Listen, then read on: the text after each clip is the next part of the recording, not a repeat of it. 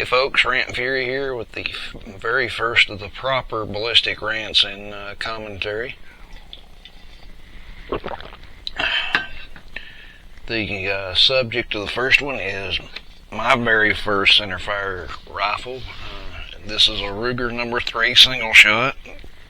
Now before we go any further, safety check. Safety is on. Check the chamber. This is a single shot, no magazine. Nothing flew out.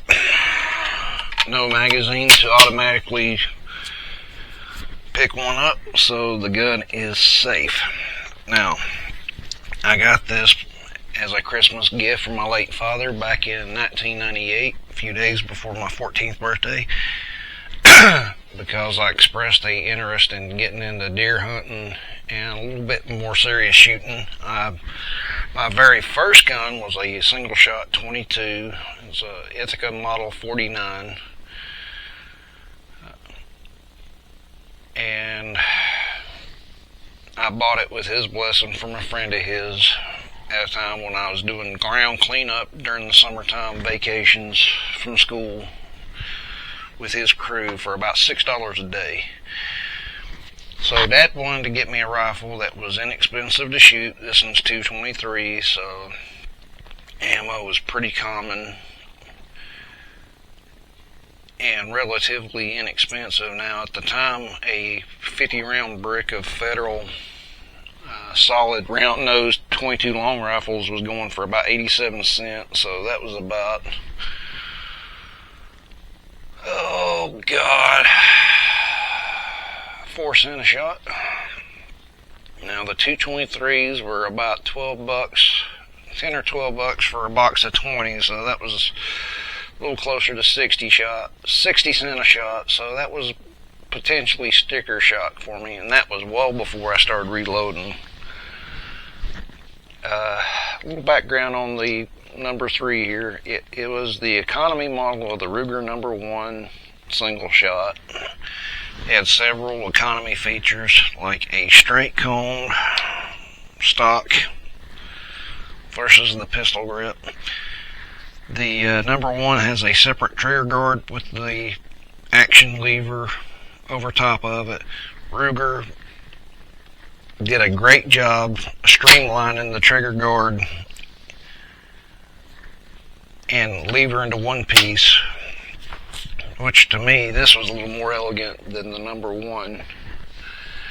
The barrel on this, even though the gun is so short, is still 22 inches because you've only got about an inch of action length on it because the block drops straight down whenever you cycle it. The trigger on it is almost a hair trigger, but it was from an era before people got sued for negligent discharges, and if anything happened, people took care of their own choices. So the trigger on this, probably about a 2 to 3 pound pull. The Ruger number 1 single shot I bought from 10 years after I got this had an abysmally heavy trigger pull, and I ended up having to get a gunsmith to change things out on it. The number 3 here was in production from 1973 to 1986. I was able to trace the serial number on mine, and it was a 1983 production run. So it was about 5 years old whenever I got it. The calibers in it was 22 Hornet, which was a smokeless version of a 22 black powder cartridge. It's been kicked around a lot over the past 30 years. Ruger had a 77 22 Hornet at one point. CVA and New England Firearms, whenever they was making single shots, had offerings in it. Then they had the 223 here. 3040 Krag, which was the first smokeless military cartridge the United States used for a few years before switching to the 30-06 Springfield for the namesake rifle, the Grand, and the 1917 pattern rifle we used during World War I. The next cartridge up was the 375 Winchester. It was basically a 38 caliber cartridge based on the 3855. Winchester used it in their Model 94 big bore during the early 80s. It didn't sell like it should. Everybody was still hung up on the 30-30, 45-70, or the 35 Remington, and didn't really see much need for it, but Ruger said, what the heck, we'll throw it in there anyway. Next cartridge up, 44 mag. This is for my 1894 series Marlin. And finally, the 4570. This one. The Ruger number 1 and number 3 series is one reason why there's 3 tiers of reloading info in reload manuals, because the original Trapdoor Springfields was essentially black powder percussion gun material, so it was the lowest pressure rating. And then you had the lever actions like the 1886 Winchester lever action, the 1895 Marlin that I mentioned earlier, I think. Then you had the third or S God tier, which was the number 3s and the number 1 rifles. The only other number 3 I have seen in a gun shop, and it wasn't even for sale, a guy that was a apprentice for the late Hal Hartley back in the late 70s and early 80s. Guy was a famous gun stock maker from Lenore. This guy was his apprentice, brought in a number 3 and 4570, very beautiful curly walnut stock, and it was one of the most beautiful gun stocks I'd ever seen. And it was on a similar rifle. This one's just plain walnut, but nothing wrong with it. It's gotten kind of a red or mahogany patina to it over the years. This particular gun's got a little bit of blowing wear in a few places. The barrel has been wore out between me and whoever had it before. I am not getting rid of this rifle because right now a number 1 from Ruger is costing about mid 4 digits. Well, between $1,200 and $1,500. I'm not violating YouTube's sales rules, so the folks checking this, I'm just mentioning MSRPs and stuff like that. I wouldn't even know where to order one from right now, even if I had the extra money. So I shoot the barrel out on this one. I'm going to get it redone, probably with another 223 barrel, maybe a little bit faster twist. The main reason for that is I don't want to have to alter the extractor mechanism in this gun. When you look at the breech block from back here, the extractor from the 6 o'clock to about the 9 o'clock position roughly to grab hold of the case head, and I don't want to put somebody through the heck of having to make a new extractor for a bigger cartridge or anything like that.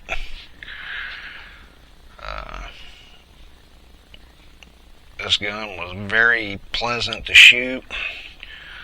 Unlike some of the gun grabbers that fire an AR and swear up to God their shoulder will never be right for life, I was 14 years old shooting this gun, and it never torqued my shoulder in the least bit.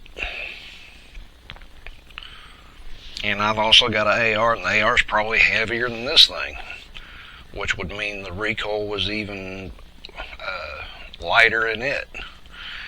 It's just a bunch of anti-gunners twisting the narrative, blowing smoke up people's butts.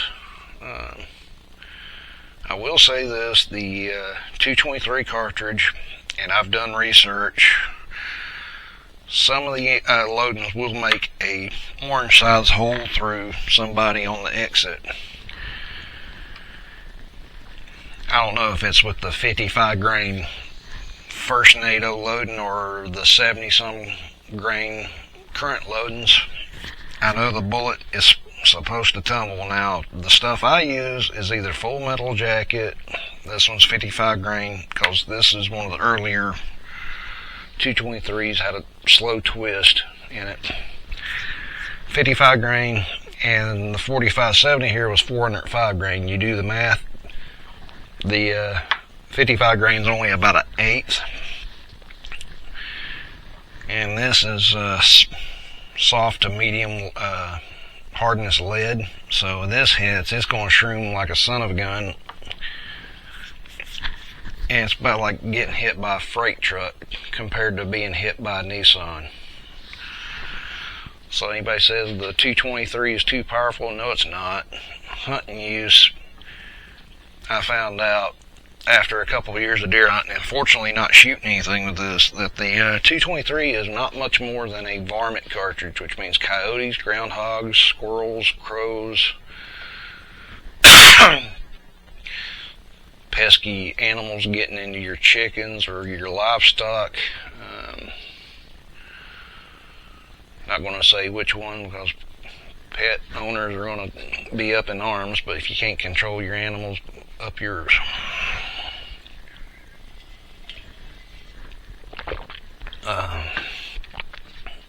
The 223 single shot, I will emphasize on what Dad originally got it for me, was a single shot. You're less likely to waste ammo when a kid's training to shoot. You take your time with each shot. You're able to find your brass and clean up the place a little more easy, because unlike a semi-automatic that automatically chucks it God knows where, you drop the action and you can watch the brass fly to wherever, and you can pick up your stuff and clean up the area you chat. Semi-automatics, I shot my one of my Tauruses a few weeks ago. It was an Easter egg hunt. I mean, sometimes it would group the brass in a general area, which was easier to pick up, but sometimes, whether it would ricochet off the ground and doing something else, it would sometimes take a few extra moments to pick up after yourself. Now, reloading goes, the 223 is pretty easy. It doesn't take much powder because of the space on it. I'm not going to say anything about pet loads or powder, because YouTube frowns on teaching people how to make ammunition. This gun, I could load cast loads and cast lead loads and not worry about jamming up a gas operation system like an AR, because it's a single shot. You manually work the action on this. The only thing I've gotten kind of against this rifle over the almost 4 decades I've had it is the slick plastic butt stock pad here. Oh, it's not really a pad, it's just a plate. Sometimes, a hot day, you're sweating through your clothes, you're doing a little target practice, this will slide off your shoulder. That's the only thing I've got against it. Ruger could have gotten somebody to, and this is one thing, the 1022 semi-automatic uses a similar pad. Maybe they just used some of the stuff from that production line as far as the rifle butt goes to keep the cost down. I ain't gonna fault them for that. I just wish somebody would make an aftermarket with a little bit of texture that could be molded into the plastic whenever it's poured, to where it would grip your shirt or jacket and not slide off your shoulder. This gun, before I killed the original scope on it, had put 3 shots in a dime at 100 yards. And considering it was probably the first reloads I gotten right for this rifle, it was amazing. But I had it rested on my truck on an Outers varminter rest. Went to check the target. Almost got back to my truck, but due to the high,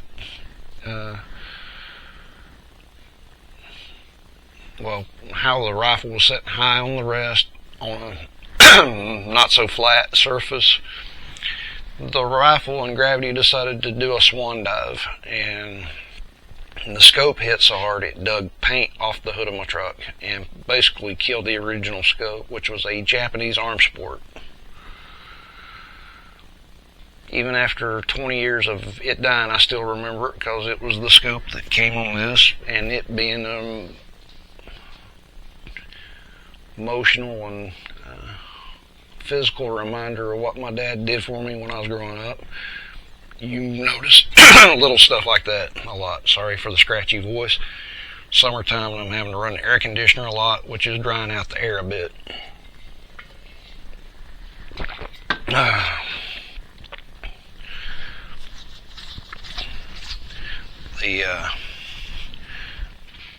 I wish somebody would bring back a decent single shot similar to this and not Mall Ninja it up. I'm looking at you at CVA. You put a M4 collapsing carbine stock on some of your Scout and Acura rifles. You've done 20-inch single shot barrels and sometimes shorter for like the 300 blackout. Please stop Mall Ninjaing your guns. They look cool to some people, but to classic folks like me, they look like hammered dog shit. I've got a CVA single shot in 4570.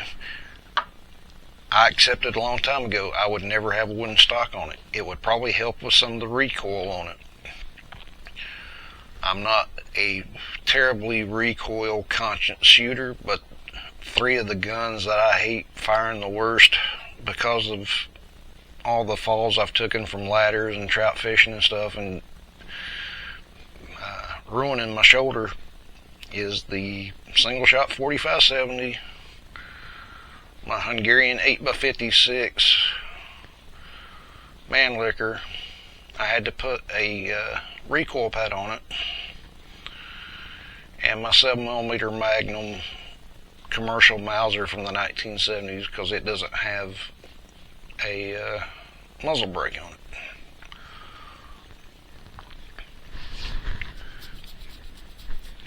And I'll say it again, if I had a choice between firing those 3 and the 223, I'd go with the 223 all day long. Now, if I was wanting to hunt the deer, I'd probably go with the 7 mag, and just grit my teeth and go through the pain, at least until the adrenaline of harvesting an animal kicks in. But this type of gun these days are real expensive to manufacture. You've gotten an offset or 2 in the breech block area to act as a guide for it to go up and down on.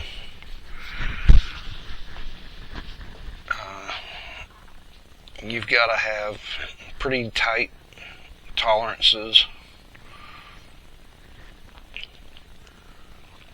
as far as the manufacturing goes, and it's unlike the AR platform where you pretty much press or cast aluminum, then add your steel bits for the pressure related parts. This is all steel these days.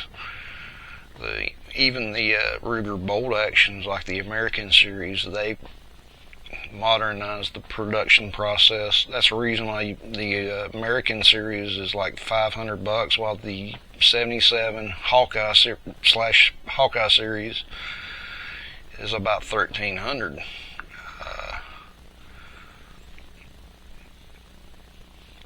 The old style craftsmanship is dying out, and this is what the number 3 represents, is the old style. The number 1 series I got is going to be in the next video. It's a 257 Roberts. So we'll see what happens with it.